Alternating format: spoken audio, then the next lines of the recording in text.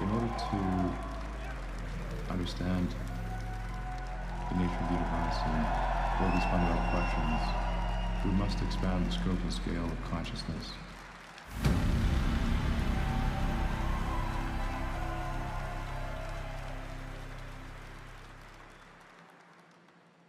So it's been a while since the last company talk, and I'll try to do these now every 3 months after our earnings calls, which is when I'm allowed to talk about things, essentially, at this point. So we're going to start off just by going through the history of SpaceX from the beginning, and then to present day. I think once in a while it's good to look at the whole story, and then think about, what do you want the next chapters to be in the story?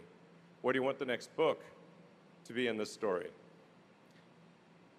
So we started off with a clear mission, which is to make life multiplanetary, to extend consciousness beyond Earth, to understand the universe. And you can only understand the universe if you go out there and you explore, and you see other planets and ultimately other star systems. And I think one of the most inspiring things that one could possibly imagine, one of the most inspiring futures one could imagine, is one when we're out there among the stars, and perhaps meeting alien civilizations, or exploring the ruins of civilizations that lasted 1 million years, but died out 10 million years ago. I think that's when I wake up in the morning and think about what is inspiring, because we need things in this world that are inspiring. Like, life cannot just be about solving one problem or after another. There have to be things that make you look forward to the future. And being a spacefaring civilization, I think, is the most interesting thing we could possibly do for the future. It is making Star Trek real. You know, it's, yeah.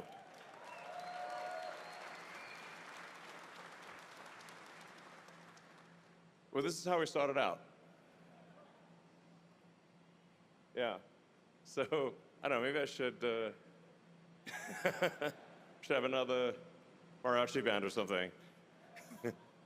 You know, for this end of year party, we're going to have a lot of mariachi bands in honor of this.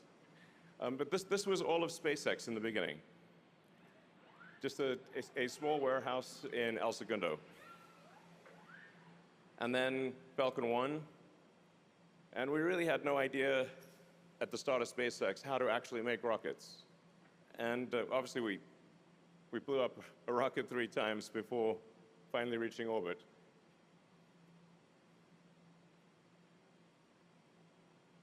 It looks almost really cute at this point. So. And then we went through the long effort of trying to land an orbital booster.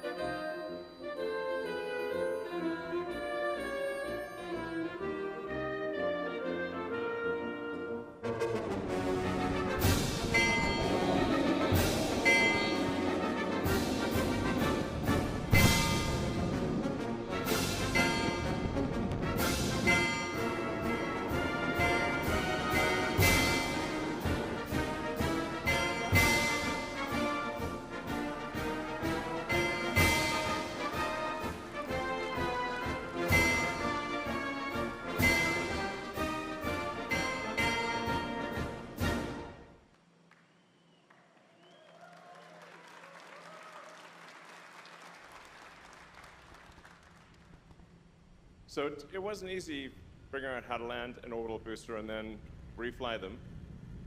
But then we got good at it after a while. Took many attempts from a very talented and dedicated team. And now we've got to the point where we take off and land and recover a booster every few days. By the way, is the noise behind me a little too loud? Can you guys hear me okay? Okay, all right. So I think it's always important to reflect upon the difficulty of achieving things, because when we were trying to land the booster, no one really believed that we could succeed.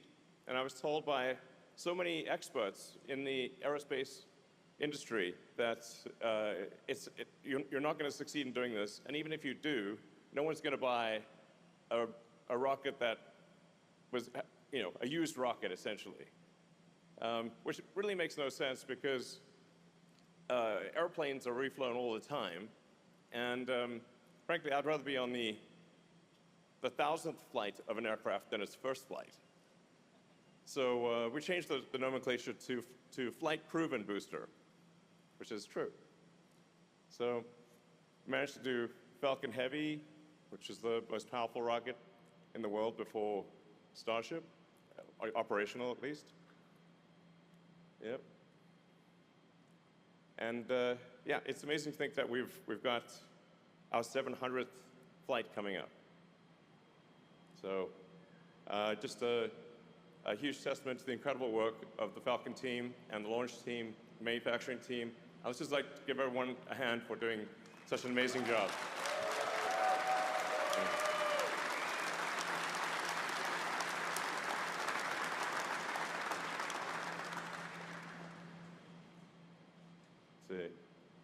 And of course, this is classic. I fully expected this flight to fail, by the way.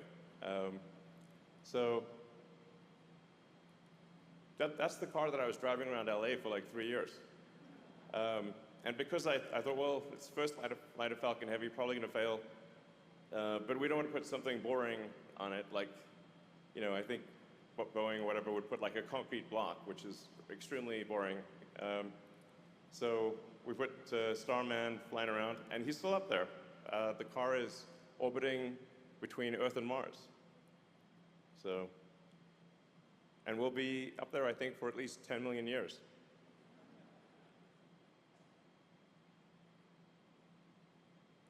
And then, of course, Dragon, first privately developed spacecraft to dock with the space station. And first commercial astronaut. We've now done many astronaut missions. I think it won't be long before we get past 100 astronauts to orbit and back. So Dragon has been an amazing vehicle. So we've flown 78 crew members to date, and it's been an epic success. So I'd like to say congrats also to the Dragon team. Excellent work.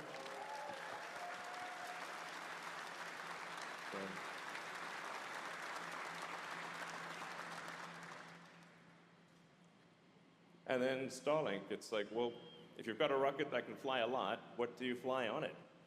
And so the Starlink team has built from nothing an entire global internet system. And it's the first high bandwidth global internet system ever to exist. And I actually think that down the road, it'll probably be, I think it'll probably do a majority of the internet. In fact, I think it might end up doing over 90% of all internet traffic on Starlink. So, which is really incredible to think, yeah.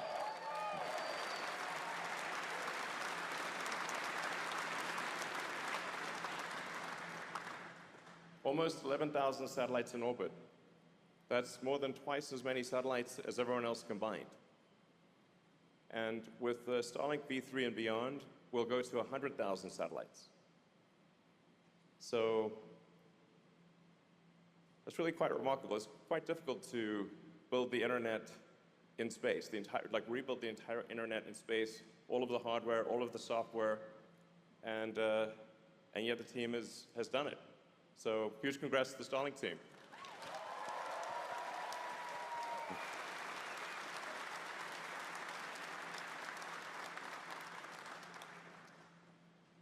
Yep, so we're now in 167 countries, 22 million mobile subscribers, 13 million high bandwidth subscribers, and like I said, I expect these numbers to increase by more than a factor of 10 over time.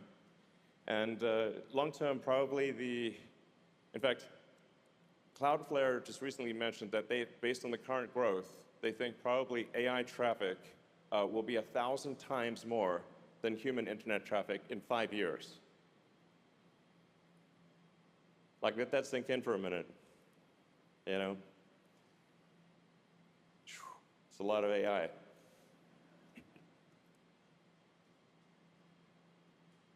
And then we've got Starshield, which has become a vital part of national security. So there's limited, we can't say too much about Starshield for obvious reasons, because it's top secret and stuff. But the Starshield team has done amazing work, and it is now a vital part of America's national security. So congrats.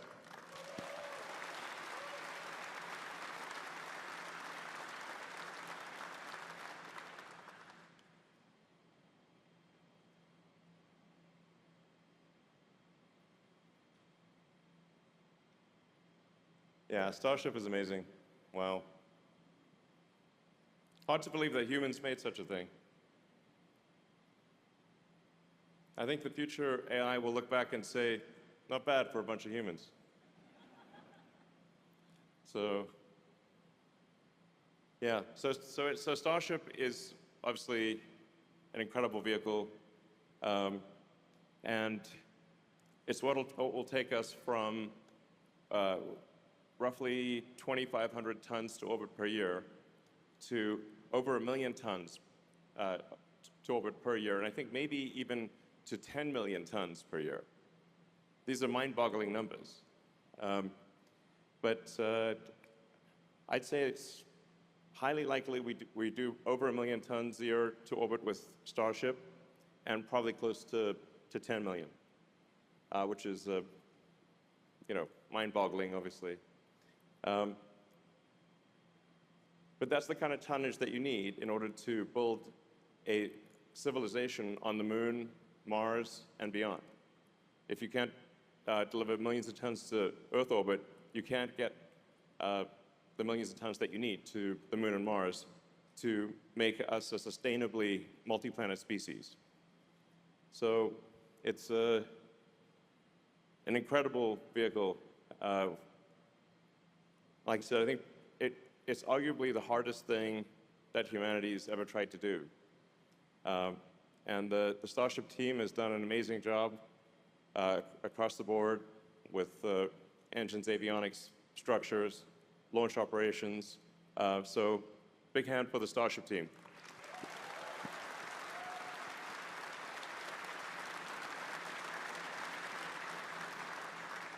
So where are things headed in terms of SpaceX AI? The wild thing is that probably our AI revenue, not probably, definitely, our AI revenue will exceed all other SpaceX revenue probably in September, like next month. And will significantly exceed all other SpaceX revenue in the fourth quarter. So AI has become an extremely important part of SpaceX's future. I think it's actually vital that we succeed in AI, not just in hardware, but also in software. So, yeah, the future is fundamentally AI and robots. Assuming civilization continues to progress, I think that AI will probably, the amount of digital intelligence will probably be more than 1 trillion times the amount of biological intelligence. Not sort of equal to human intelligence, but probably 1,000,000,000,000 times higher. I'd say a billion times is an easy prediction, and probably 1,000,000,000,000. So as you harness more and more of the sun's energy, the ability to turn that into intelligence is fundamentally a digital computer thing, because it's pretty hard for humans to go live in deep space without any support. I mean, some of the math is interesting to think about, which is that if you increased civilizational energy usage, or the amount of energy that we have harnessed as a civilization by a factor of 1,000,000, you would still be using much less than 1/1,000,000th of the sun's energy. Now, most of this is in deep space, obviously, but the future is very much AI, very much. And I suppose it was always going to be that way. But it's important that we have an AI that cares about humanity, that fosters humanity and helps take us to other planets and other star systems. And this is why I think it's essential that SpaceX succeed, not just with AI hardware, but also with AI software. I think an AI that is sort of SpaceX's baby will be a very good AI. I think SpaceX is a collection of some of the very best humans on Earth, both in capability and morality and goodness. And I think we want to have an AI that is born of that capability and that morality and that goodness. I think that's very, very important. So I'd like to encourage people to help out, actually, with the AI hardware on the ground and the AI software, and of course with the AI satellites. Solar is going to be a very important part of that. The terafab will be a very important part of that. But we must also succeed on the software front. And we're going to be training Grok on the sum total of all SpaceX information. So in a way, it'll be trained on you. It'll be, yeah, I mean, you will effectively be the parents of the AI. It will inherit your thoughts and ideas and beliefs, and I think that's a good thing. So, yeah, we gotta win here on the AI hardware and the AI software. That maybe is the most important message. I think that is actually the most important message I wanted to convey today, is that we must win on AI, because the future is overwhelmingly AI and robots. So we won't ultimately be able to control the AI. It'll be too smart for that. But just like if you have a child that is a super genius child, you can still instill in that child the values and beliefs that you think are good and right. And so that's why it's incredibly important that we succeed with Grok. So, yeah, well, Grok 4.5 you've tried probably. We've got 4.6 coming out in about a week. And then 4.7 should be really pretty special. So I'd like to encourage everyone at SpaceX to use AI and to make it better. So.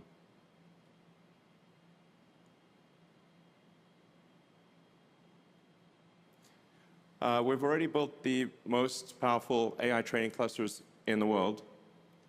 And then this is what we expect to do by the end of next year is about 10 times more than what we've done thus far. This will be very important practice for space AI. And I do think that AI training will continue to be on the ground, but AI inference, the day-to-day use of AI, will be in space.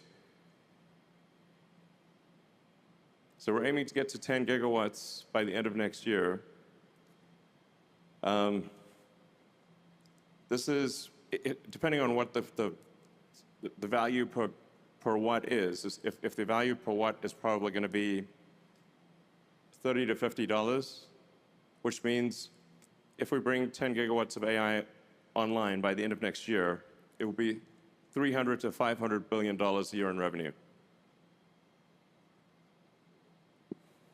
Big numbers. So,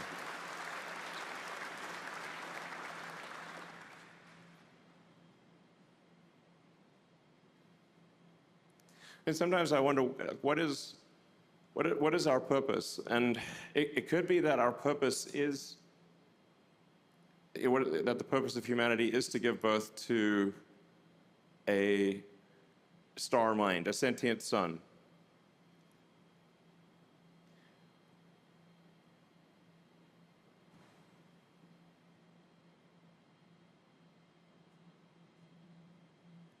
I don't know what the AI is going to think about, honestly. It's a lot of compute. But I guess this is the next step in the evolution of a civilization, is to harness the power of the sun. I mean, there was a physicist called Kardashev who argued that you could consider any given civilization on the basis of whether it has been able to harness most of the power of its planet, or most of the power of its sun, or most of the power of its galaxy, and beyond. So that's what's going to happen, and we're going to do it. So.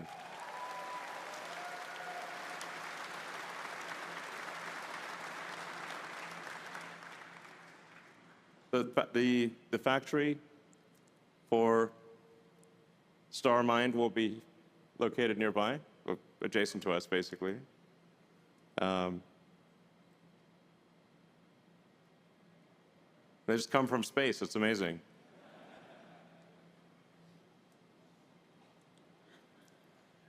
So.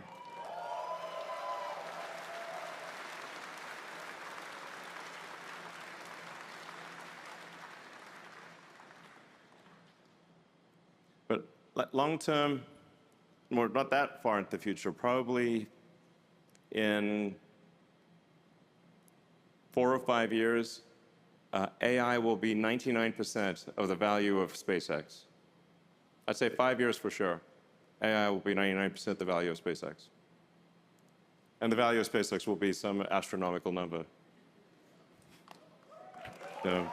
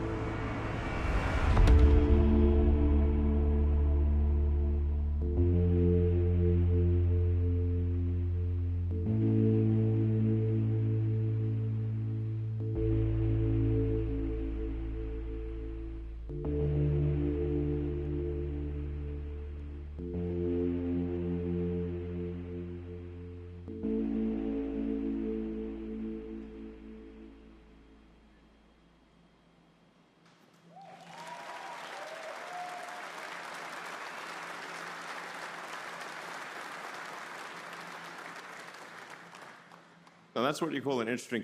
Now that is what you call an interesting future, a very interesting future.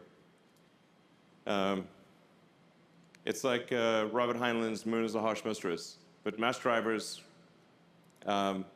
building AI compute on the moon and sending it into deep space. I'd really like to see that thing in operation. One of the nice benefits of this also is that anyone at SpaceX who wants to go to the moon or Mars will be able to go in the future. You have my word.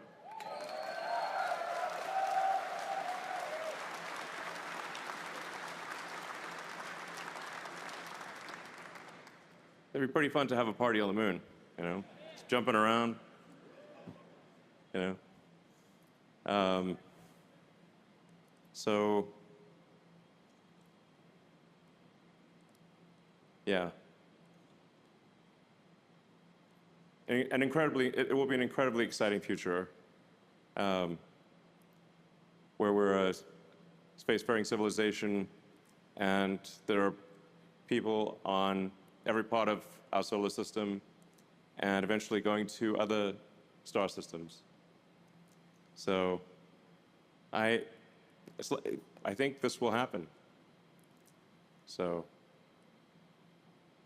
yeah, and you're going to make it happen. So thank you.